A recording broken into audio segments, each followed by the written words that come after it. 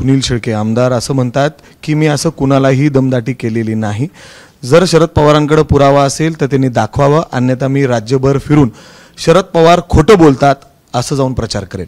हा त्यांचा अहंकार आहे, सुनील शेळकेंचा अहंकार आहे। ते अशा पद्धतीने चॅलेंज कसे करू शकतात?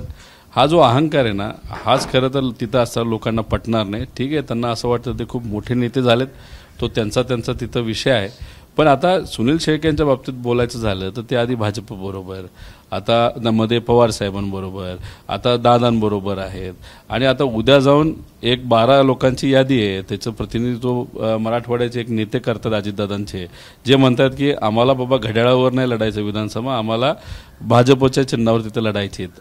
आणि एक 22-23 लोकांची यादी अशी पण आहे, यादी नाही आहे पण त्यांची जे काही संपर्क असेल, चर्चा असेल की त्यांना परत साहेबांकडे जायचं, कारण लोकच म्हणतात की साहेबांकडे आपण गेलं पाहिजे।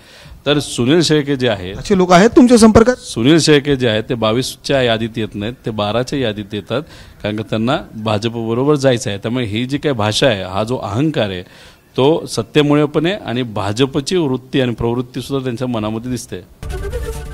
एबीपी माझा, उघडा डोळे बघा नीट।